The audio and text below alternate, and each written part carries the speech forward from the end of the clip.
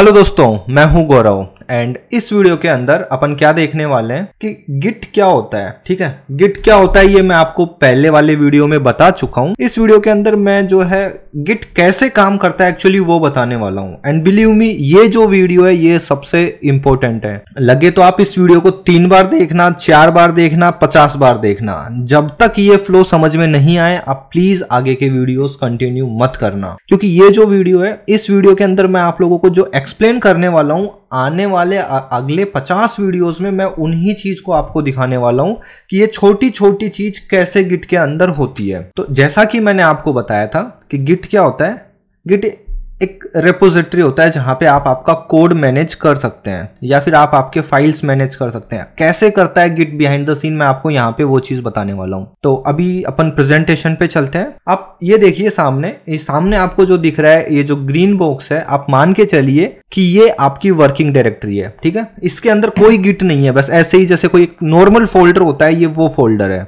जहां पे फाइल 1 और फाइल 2 है। इतना समझ में आ गया। अब जब आप इसको गिट रेपो में कन्वर्ट करेंगे तो होता क्या है कि आपको दिखता तो नॉर्मल फोल्डर है, बट आपके उस नॉर्मल फोल्डर के अंदर 3 एरिया बन जाते हैं। पहला बन जाता है आपका वर्किंग एरिया, दूसरा आपका रहता है स्टेज एरिया या इंडेक्स एरिया, एंड तीसरा जो होता है वो आपकी लोकल रेपो। अब आपको दिखेगा तो एक नॉर्मल फोल्डर की हाँ ये एक नॉर्मल फोल्डर है, बट गिट क्या करता है, गिट इन 3 चीज के अंदर डिवाइड कर देता है। पहला वर्किंग एरिया, दूसरा स्टेज या इंडेक्स एरिया, कई बुक्स के अंदर इसको स्टेज एरिया बोला गया है, कई बुक्स के अंदर इसको इंडेक्स एरिया बोला गया है, एंड तीसरा जो होता है वो होता है आपकी रेपोजिटरी। इतना क्लियर हुआ।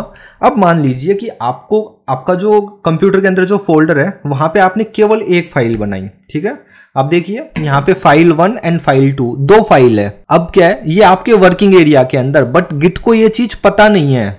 गिट को क्या पता नहीं है, गिट को ये चीज पता नहीं है कि आपने आपका जो फोल्डर है उसके अंदर 2 फाइल डाल दी है। अब आप क्या बोलोगे, आप गिट को बोलोगे कि ये जो फाइल 1 और फाइल 2 है ये मुझे ट्रैक करनी है गिट के हेल्प से। तो जैसे ही आप ये गिट को बोलते हो तो वो जो फाइल्स हैं आप उन फाइल्स को सबसे पहले कहां डालते हो, सबसे पहले आप उस फाइल को डालते हो आपके स्टेज या इंडेक्स एरिया के अंदर। जैसे ही आपने दो फाइल डाल दी है, अब आपके स्टेज एरिया के अंदर ये दोनों फाइल आ चुकी है।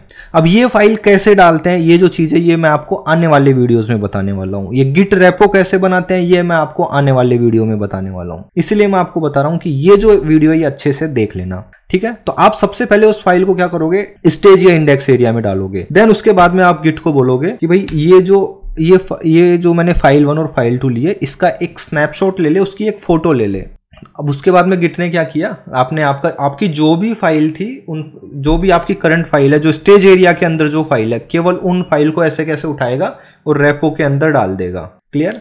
अगेन रिपीट कर रहा हूं, यहाँ पे जो स्टेज एरिया के अंदर जो फाइल है केवल वो फाइल ही वो लोकल रेपो के अंदर डालेगा। इतना क्लियर हुआ। अब मैं वापस से चलता हूं, ये डे 1 का कमिट है आपका, आप देख सकते हैं। अब मैं चलता हूं दूसरे दिन। क्या हुआ कि आपने जो फाइल 2 थी उस फाइल 2 को अपडेट कर दी है। जैसे ही फाइल 2 अपडेट हुई तो अब क्या करोगे, आप उस फाइल को कहां डालोगे, स्टेज एरिया में डालोगे। ये दूसरे दिन की बात हो रही है। तो अभी आप देखिए स्टेज एरिया के अंदर भी आपकी फाइल 2 जो है वो अपडेट हो चुकी है।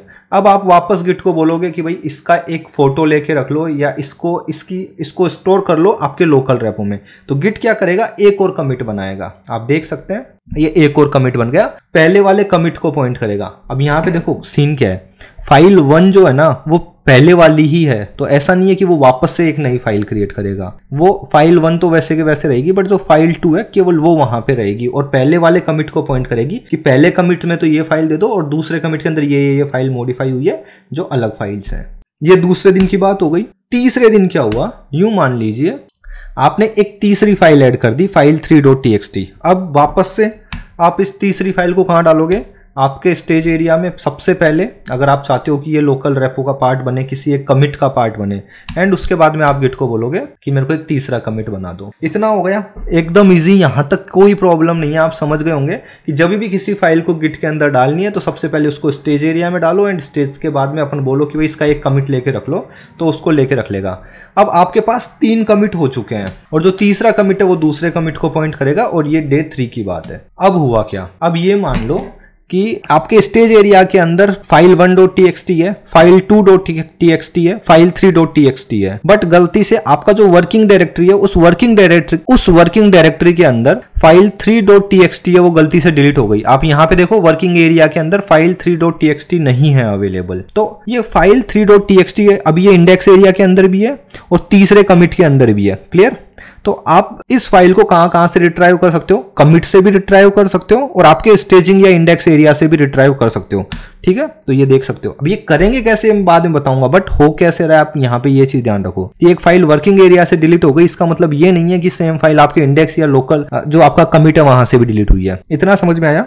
हो सकता है कि वर्किंग एरिया से सारी की सारी फाइल ही डिलीट हो जाए, बट अभी भी आपके स्टेजिंग एरिया के अंदर सारा का सारा फाइल पड़ा हुआ है, तो आप स्टेजिंग एरिया से वर्किंग एरिया के अंदर वापस सारी फाइल मूव करवा सकते हो। और आपको लगेगा ऐसा कि आपका वर्किंग डायरेक्टरी खाली था और आपने पूरी की पूरी फाइल ले ली इंडेक्सिंग एरिया से। इतना क्लियर हुआ? अब गलती से आप क्या कर सकते हो सकता है कि आपसे वर्किंग एरिया भी डिलीट हो गया, स्टेजिंग एरिया भी डिलीट हो गया। डिलीट कैसे होता है वो सब मैं आपको बाद में बता दूंगा, बट आप यहाँ पे ध्यान रखो फाइल्स किस तरीके से मूव हो रही है। अब आप क्या कर सकते हो, अगर आपका वर्किंग एरिया से भी कोई फाइल डिलीट हो गई, इंडेक्स एरिया से भी कोई फाइल डिलीट हो गई, तो आप क्या करोगे, आप आपके लोकल रेपो में से उन फाइल्स को उठाओगे किसी भी स्पेसिफिक कमिट से। आप हो सकता है कि आप चाहते हो कि मेरे को यार कमिट 3 से फाइल्स नहीं चाहिए, मुझे कमिट 2 से चाहिए, कमिट 1 से चाहिए, तो आप उठा सकते हो। अभी आपने यूं मान लो कमिट 3 से सारी की सारी फाइल उठाई और आपने आपके स्टेजिंग एरिया में डाल दी, और स्टेजिंग एरिया से वो सारी की सारी फाइल आप मूव कर सकते हो वर्किंग एरिया में। ये एक छोटा सा वीडियो है एंड मैंने यहाँ पे केवल आपको बताया है कि किस तरीके से आपको फाइल मूव होती है गिट के अंदर। आगे के आने वाले बहुत सारे वीडियो इसी चीज पे रहेंगे कि किस तरीके से आप वर्किंग एरिया के अंदर फाइल बनाते हो, कैसे एक फाइल को मूव करते हो स्टेजिंग एरिया में, अगर वो फाइल वर्किंग एरिया से डिलीट हो गई तो कैसे आप उसको स्टेजिंग एरिया से वर्किंग एरिया में मूव करवा सकते हो, कैसे आप एक फाइल को मूव करवा सकते हो आपके इंडेक्स एरिया से लोकल रेपो के अंदर, कैसे कमिट बना सकते हो। ये सारी चीज अपन आने वाले वीडियोस में